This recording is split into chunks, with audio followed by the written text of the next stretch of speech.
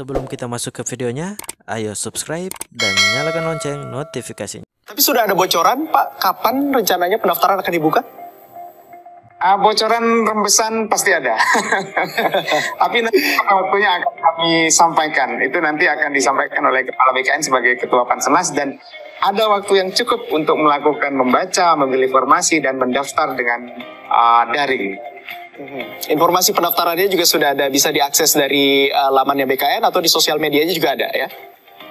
Di sosial media, di laman BKN yang tadi saya sebutkan, sscsn.bkn.go.id, serta jangan lupa di instansi tempat kita tertarik untuk melamarkan atau menjatuhkan labuhan hati pekerjaan, itu juga sudah mulai beredar.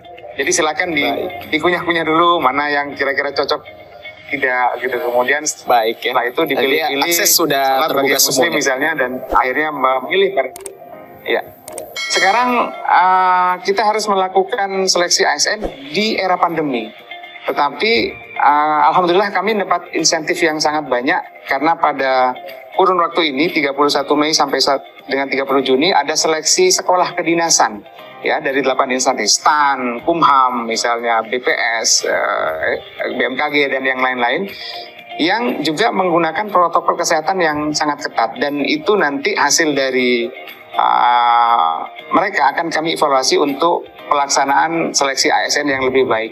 Misalnya dengan ada yang sudah positif, jelas-jelas positif sebelum ikut tes ya, kemudian kami pindahkan ke setelah isoman dan sebagainya. Ini nanti akan jadi masukan berharga bagi pelaksanaan seleksi ASN. Mas Abdi, dalam kesempatan ini saya ingin menyampaikan, mari putra-putri terbaik bangsa mengikuti seleksi ASN ini. Mudah-mudahan Anda semua bisa bergabung dengan kami gitu ya, dan menjadi pelayan-pelayan terdepan di reformasi birokrasi di negeri ini.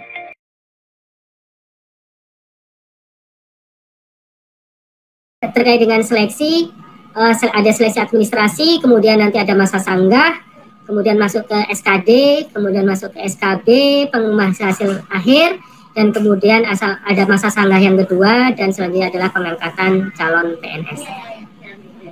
Terkait dengan SKD, Bapak Ibu sekalian, itu SKD akan menggunakan, SKD CPNS akan menggunakan sistem CAT BKN, kemudian akan meliputi tes wawasan kebangsaan, dan tes intelijensia umum, dan tes karakteristik pribadi.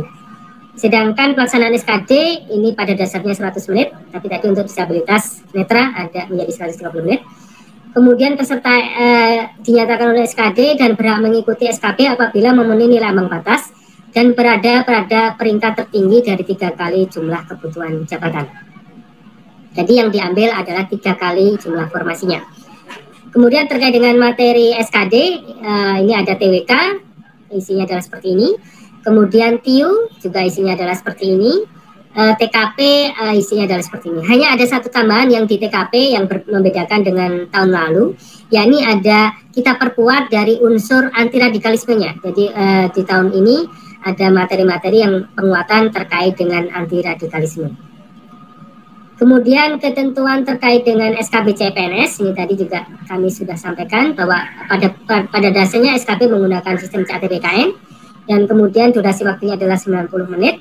Kemudian kalau perlu diperlukan SKB tambahan, panitia seleksi harus membuat pedoman yang pelaksananya disampaikan kepada Menteri PAN-RB untuk mendapatkan persetujuan terlebih dahulu. Kemudian beberapa hal terkait dengan SKB tambahan sesuai dengan Permenpan yang ada, bahwa seandainya SKB tambahan tersebut dilakukan, maka SKB dengan CAT merupakan nilai utama dengan bobot paling rendah adalah 50% dari nilai SKB secara keseluruhan. Kemudian tes wawancara pada SKB selain dengan sistem chat diberi bobot paling tinggi 30%, jadi tidak boleh lebih dari 30%. Dan kemudian ketentuan bahwa apabila terdapat tes berupa uji penambahan nilai dari sertifikat kompetensi, maka diberikan bobot paling tinggi 20% dari nilai SKB secara keseluruhan. Sedangkan pada instansi daerah bisa menambahkan SKB tambahan tapi bukan dalam bentuk wawancara. Kemudian apabila menambahkan dengan SKB tambahan, maka bobotnya tidak boleh lebih dari 40%.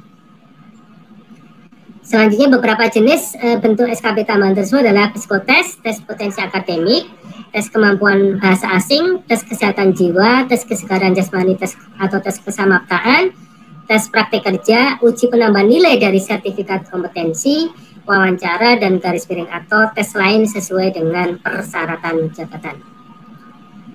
Selanjutnya terkait dengan pengolahan nilai akhir, Bapak Ibu sekalian, bahwa secara ketentuan masih berlaku kelulusan ditentukan oleh 40% dari nilai SKD ditambahkan dengan 60% dari nilai SKB. Kemudian jika pada kesempatan terakhir setelah integrasi tersebut masih terdapat nilai yang sama, maka penentuan kelulusan akhir dilakukan secara berurutan didasarkan pada pertama adalah nilai kumulatif SKD-nya yang tertinggi. Jadi nilai total SKD-nya tertinggi dulu yang akan kita utamakan kalau terjadi kesamaan nilai. Kemudian apabila masih sama juga, maka akan ditentukan secara berurutan dari nilai TKP, tes karakteristik pribadi, kemudian TIU, dan selanjutnya ke TWK terakhirnya. Jika masih sama juga, maka nilai ditentukan berdasarkan nilai IPK yang tertinggi bagi lulusan diploma, sarjana, dan magister, sedangkan untuk lulusan SMA atau sederajat berdasarkan nilai rata-rata yang tertinggi yang tertulis di ijazah.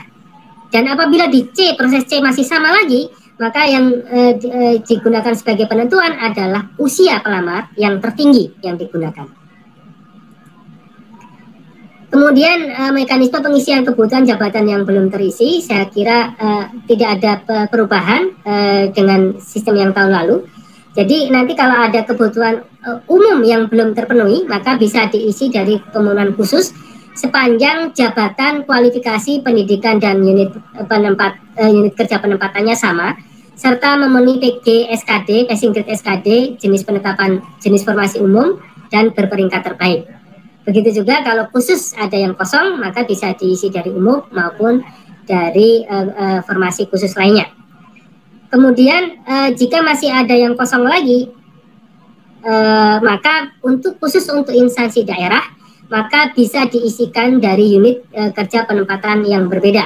Jadi kalau misalnya dokter di puskesmas A itu kosong, ternyata di puskesmas B masih terdapat kekosongan, di A dan B terisi, tapi masih ada yang kalah, kemudian di C terjadi kekosongan, maka dalam satu kabupaten kota, di puskesmas yang kosong tersebut masih bisa diambilkan dokter dari puskesmas A dan B. Kemudian bagi instansi pusat itu juga bisa melakukan pengelompokan, jadi pengelompokan untuk unit penempatan lokasi kebutuhan yang sama, maka nanti pengisian kebutuhan jabatan yang belum terpenuhi hanya diberlakukan pada kebutuhan jabatan yang telah dikelompokkan tersebut.